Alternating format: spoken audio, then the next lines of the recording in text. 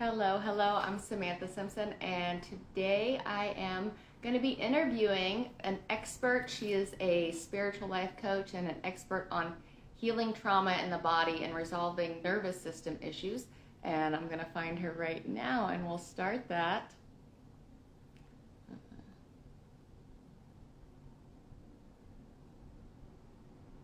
So, to share a little bit about people get more flexible in their body and mind by teaching them a radical and revolutionary alignment system called Bowspring. It's kind of like Yoga 2.0. Hi, Diana. Hi, hi, it's good to see you. Welcome. It's good to see you too. And you're coming to us all the way from Peru. I don't know a lot of people who live there. Yeah, it's wonderful here. Thank you for having Yay. me. I'm excited to talk with you. You're welcome. I'm excited too. This is a big topic that comes up with me in my line of work, helping people. A lot of times people come to me and they're having physical problems, but indeed there is a trauma cause that has started this. And you and I have been friends for a while, and we've chatted about this before several times, and I just thought it would be great to share our information that we have, that we've studied with everybody else.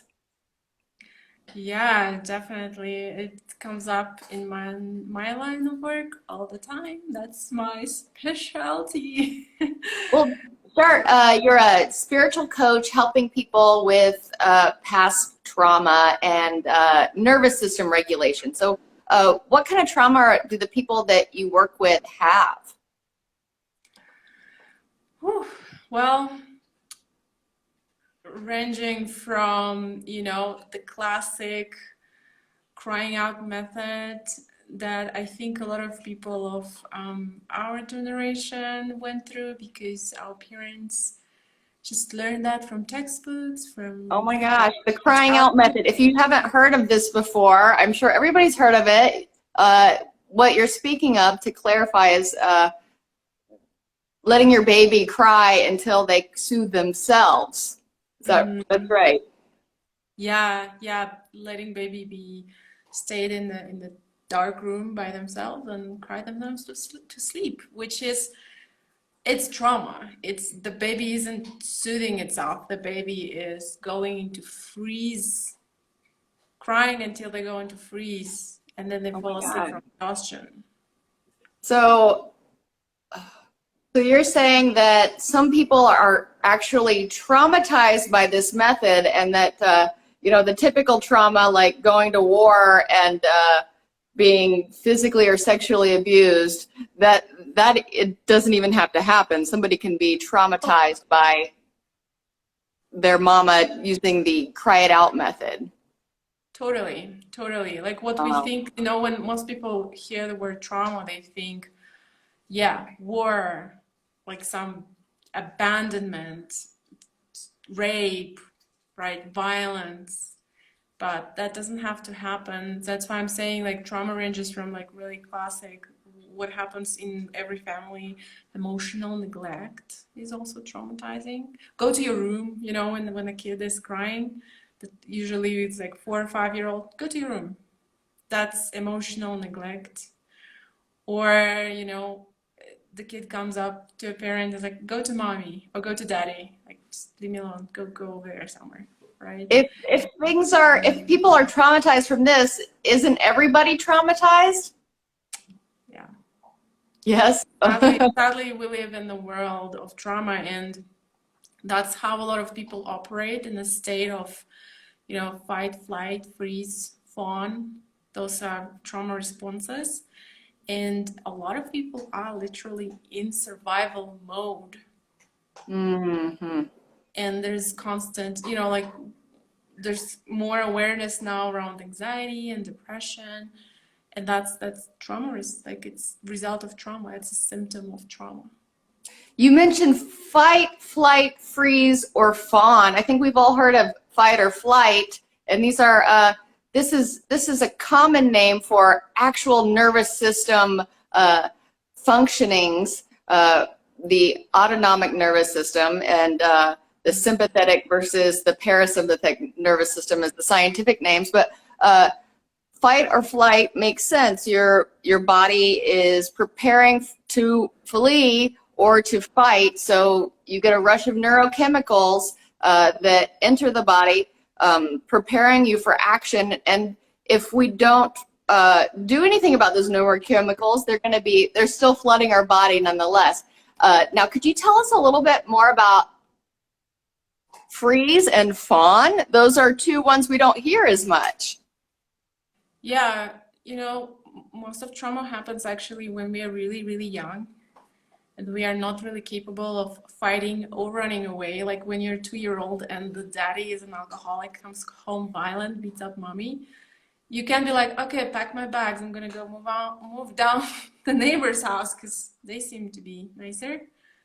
So what happens in that, like the child is hiding, let's say, behind the chair somewhere in shock because of witnessing the violence, and they freeze so that daddy doesn't know that they're there because they might get some as well, Oh my gosh. And I'm using a personal example actually, so I'm gonna be honest. Mm-hmm. Like, this is something I had to process and work through. And as much as we would like to believe, I hope this doesn't happen much. Actually, there's a lot more families that suffer this kind of violence. Alcoholism doesn't have to be part of it. Parents fighting and the 2-year-old child it's scary for them. Mm. So they hide and they just kind of hold their breath and just like, I hope this doesn't come my way. Mm-hmm. So that's freeze. And then a little bit later, down the line, 4, 5, 6 years old, that's when we learn fawn. And fawn, like more understandable ways, people pleasing. Okay. It's like, oh, I noticed that my mom came from work so angry. I'm gonna be really nice. I'm gonna be, hi, mommy. Like we go into that mode of like, how can I like bring this situation into a calmer place so that I'm safe? Would you say that the cases where somebody has been kidnapped and they befriend their kidnapper, is that an instance of fawning? Definitely, yeah. It is. It's a very supreme example of that. Yeah. Wow. And also I could think of people perhaps staying in abusive relationships because of that response as well. Yeah, learning to please, learning to discharge the stress in the situation. That's fun. Like that's because we have to abandon ourselves in that moment and abandon our needs, and we go into like, oh, how can I actually keep the connection with this person but also make it safe? Yeah. Dangerous person, the mind can't reconcile, this is a dangerous person, but this dangerous person is also the one who is feeding me. Exactly. That's where and we you said learn. something about splitting or breaking away. Could you explain to us more what that means? Because I think a lot of the people that are listening think splitting, doesn't that mean split personalities? That's not very common. Do you mean fragmentation? I don't know. So creating a part of you that can love somebody who is also hurting you. Okay, so here's an example of that. So let's say I was born into a family who is very mental, math, science, right? And let's say I'm 5-year-old, I want to dance, I'm an artist, right? But the family is like, no, you have to study, you have to learn how to write, you have to learn how to calculate stuff. Again, personal example.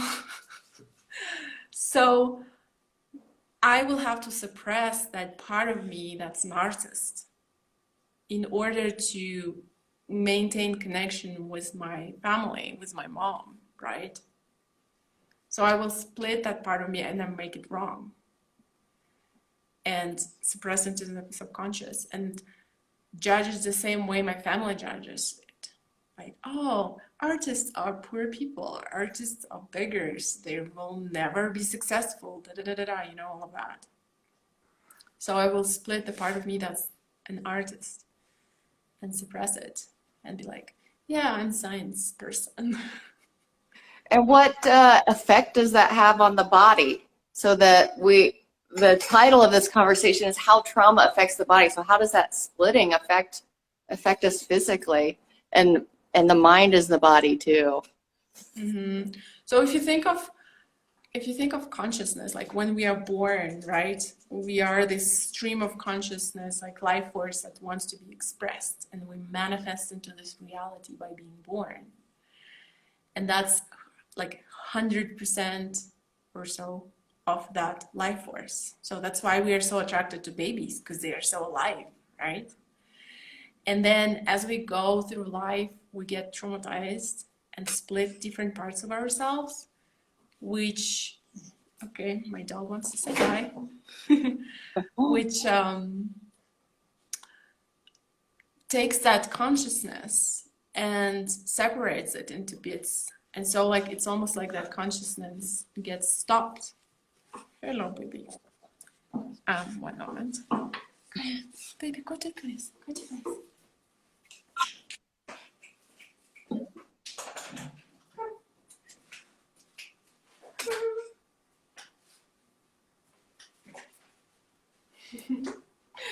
Thank you for waiting. You're welcome. Let my dog out.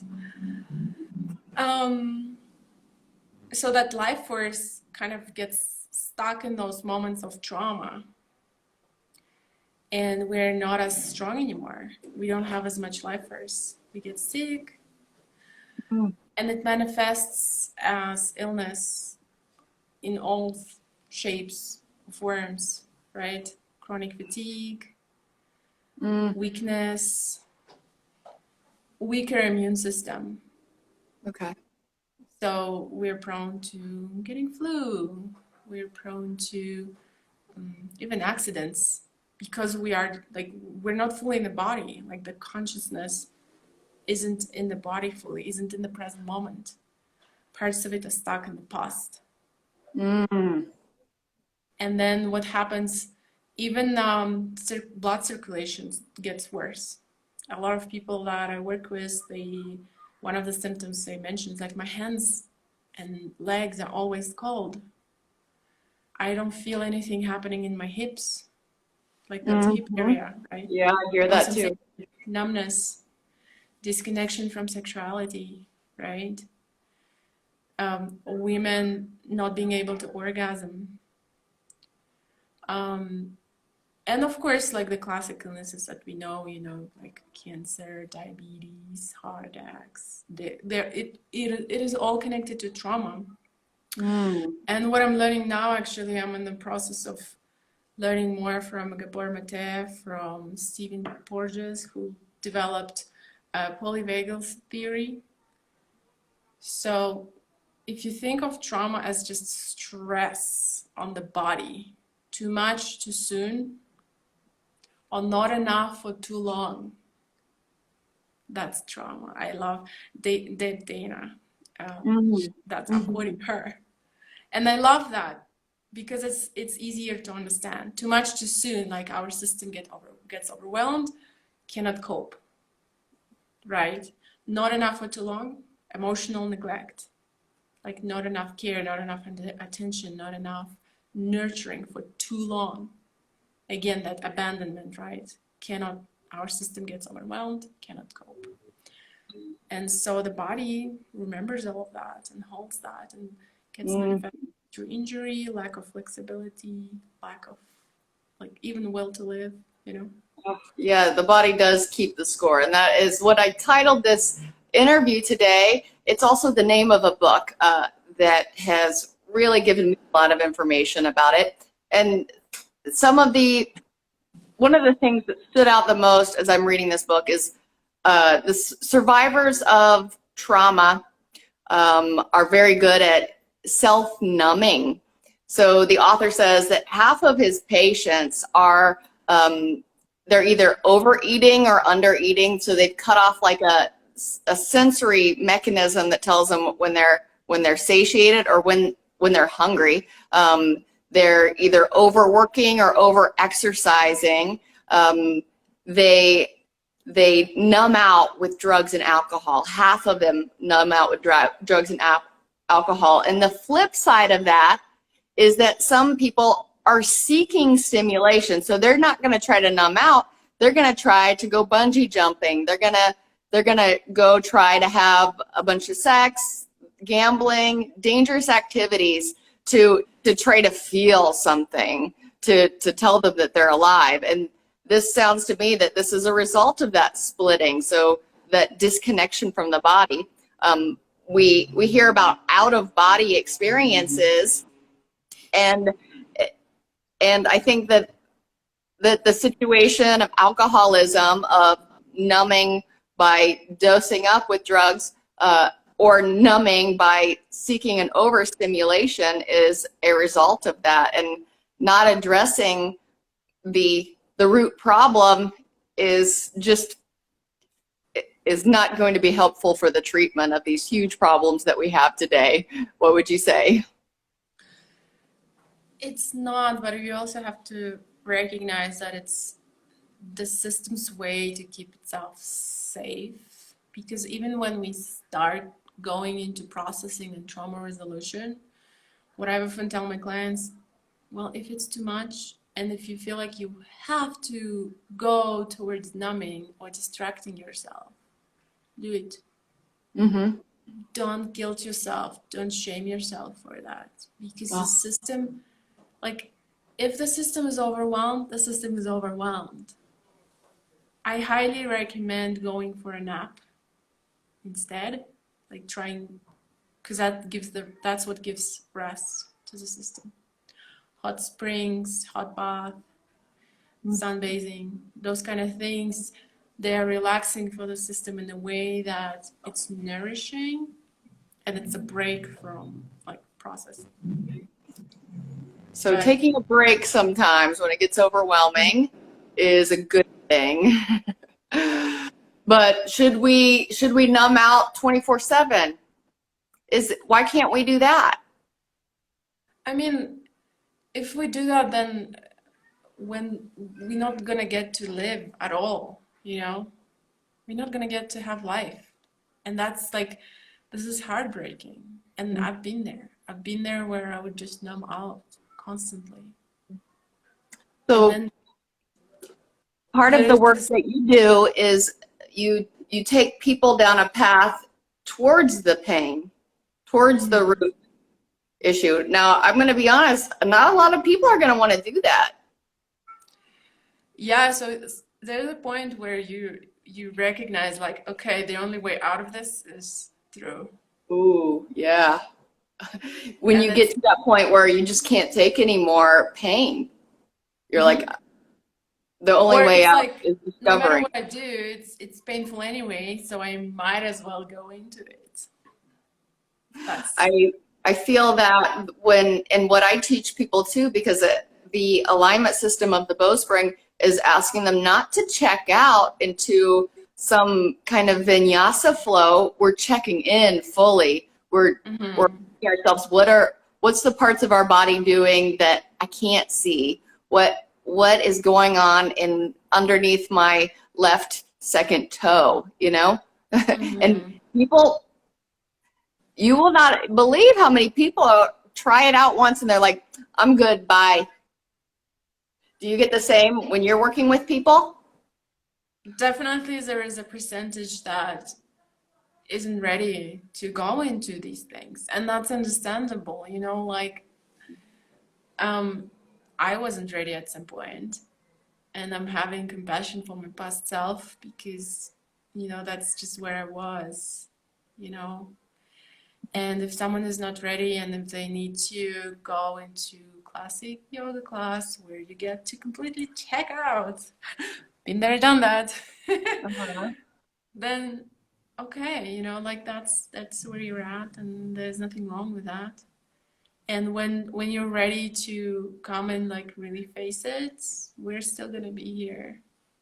I find that at a certain point, checking out causes me more pain. I went to Yeah. a regular yoga class just a couple weeks ago thinking, I need to get out of the house. I need to see people because most spring classes, unfortunately, aren't everywhere. And going through the flow, it it was uncomfortable, and I felt my tailbone in pain for a couple hours afterwards. And then I remember why I stopped doing that is because I found the truth in the opening of the body, that the bowspring opened up those somatically sensitive areas of me, and it doesn't feel good anymore to close them up again. Mm-hmm. I tried Exactly. to, I had a couple of beers the other night, and I don't typically drink, and the effect the next day was so profound and tremendous that it wasn't even the effect of the numbing quality of the two beers was not worth it, the pain the next day. Mm-hmm. Exactly, because it's like the more you're coming into your body, it's actually like you start to learn like, oh my God, being in my body is freaking amazing.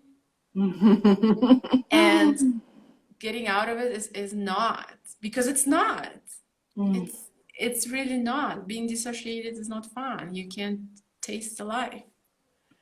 So then it's gonna feel worse. So yeah, be aware of that. Like once you start doing this kind of work, embodiment, there will be that time where it's like, well, I can't Go be back. disconnected anymore. And you won't be able to be in relationships with someone who is disconnected because you will Oh no, see, that's what it is. yeah, Oh, you will see like, wow, they're disconnected from themselves. They cannot possibly be connected to me. I don't want that. That's mm. painful. What would you say the benefits are of being embodied, of going into the trauma, of going through instead of walking away? Um, Vitality, longevity of life, right? Ability to manifest like way faster and Ah. like create the life that you want and have the experiences that you want. Ability to hold space for things. Like, don't get me wrong, life is not gonna be like rainbows and butterflies once you process all the trauma. Like, we're still gonna experience life, breakups, loss, um, growth, you know, people are gonna die in our lives, things are gonna happen. But because we're in the body and we are breathing and we are alive and there's life force, we're able to hold space for that, you know, for our own experience and even for experience of people around us. Yes. Oh. And then having children, like um, imagine, you know, bringing life into this dimension and being like fully present for that. Like how fun is that? I'm Oh, excited. yes, a whole generation. And that's what I look forward to is uh, someday doing the best I can to raise a completely embodied and non-traumatized child. I'm sure it's going to be a tough track, especially because people do fight, and you can't shield your child from everything. What advice would you have for parents who are raising child and they don't want their child to experience any trauma? It's impossible. Your Impossible. child, like no matter how much work you've done, your child is going to experience trauma. But just like, you know, when the kid bruises their knee and cries and the knee is bleeding, like, you know, we address that. We're present. We're like, band-aid it, let it heal. We're present for the whole recovery. So, Mm, like, that's if we can do that the best we can, you know, being present for resolution and recovery and maintaining that connection and creating more safety, then we're gonna, bring up a resilient human being, because that's what it's about, Hmm. I believe. Yeah. Oh, that's beautiful. That's beautiful advice. Uh, let's do the best we can and help guide them through the trauma that life is going to dish out. We can't help that. Exactly. Let's talk about people who have experienced severe trauma. So maybe somebody who has gone to war, it's got shell shock, or somebody has experienced systemic abuse, whether it's sexual abuse or physical abuse. What kind of outcomes do you see people having who've had these problems? Is there hope? You mean outcomes of like doing the healing work? Yeah, yeah. The same, the same. It takes longer, it takes more commitment. It might take a whole network. I have a whole network of practitioners that I work with on a weekly basis for already a few years. And that's what it takes. I'm a survivor of systemic abuse in the childhood, so it takes a bit more time and conscious effort and commitment. But it's the same result. It's just as awesome, like coming back into my body more and more. I can't even tell you. I had a massive shift like 5 days ago or something. Oh, that's awesome. So I'm like, oh my God. The better it gets, the better it gets. That's beautiful. And I am also a survivor of sexual abuse as a child, and I feel like I had a massive shift probably 3 or 4 years ago. And the biggest shift for me in this embodiment and healing work has the most noticeable shift has been in my ability to hold a space for other people and to create more sustainable relationships and friendships, and be able to not only hold space for people but to help them. And that feels good for me and gives me purpose. Yeah, I love that you mentioned purpose, because that's also part of surviving trauma. It's that disconnection also from purpose, from like, why am I here?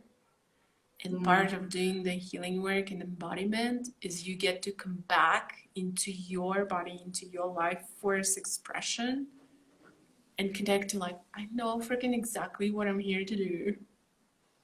And it's that kind of level of clarity that it's possible.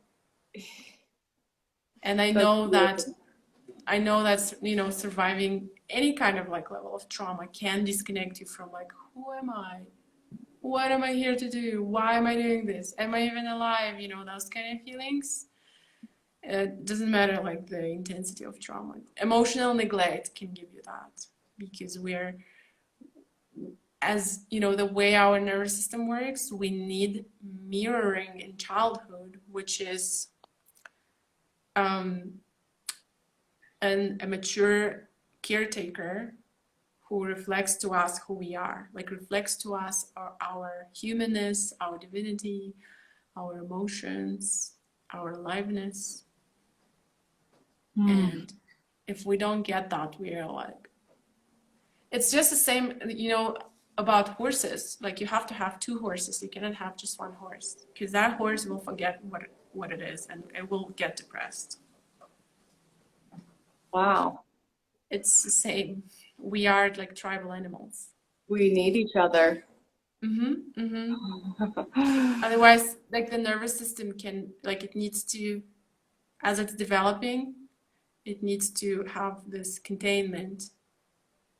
And it is fact that the human body needs touch and containment more than it needs food and water. The most incredible study, I think it was done in the 50s, it might have been in the 30s, I'm not unsure of the decade, but they deprived infants of physical touch. They were meeting their clothing needs, their food needs, their shelter needs. They were depriving them of physical touch. The caretakers were instructed not to look the babies in the eye. They had to stop the test because the babies were dying. They were yeah. dying. And not only that, after they stopped the test and they started giving the babies touch and affection and adopted them out, some of them still died. So it is more important. And I think a lot of people don't know that. And the cool thing is that everybody who's here, who's watching this, we were touched, we were held, at least enough to make it this far. Yeah. So you're feeling lonely, Yeah. and sad. You're here because you were held, and there's hope. Yeah, that's what I'm kind of calling everyone to recognize, like if you're alive, that you've received like the amount of the amount of care that kept you alive, which is good, which is great, right? But it can also be confusing. Like sometimes it's like, what's wrong with me? Like, why am I like unhappy? Like, I had the perfect childhood. So it's like, it's not black and white, right? It's really not black and white. No. Well, I think that was a beautiful conversation. It felt healing for me. I really appreciate this chat and conversation. If people want to learn more about you and what you do, how can they get a hold of you? So the best way is text me on Instagram, is DM me, and let's have a call. Like, I much prefer just connecting in person. Let's talk. I would love to hear like what's going on with you and find a way to support you. And I know tons of people in the network, in the healing network. If I'm not the right person for you, I will recommend someone for you. You know, that's the best way. And I will share, you know, as much as you want to know about me as well. And yeah. Thank you, Diana. I really appreciate this conversation, and we'll have many more together, I'm sure. I'm excited. Yes. All right. Well, take care. Have a beautiful day in the mountains of Peru.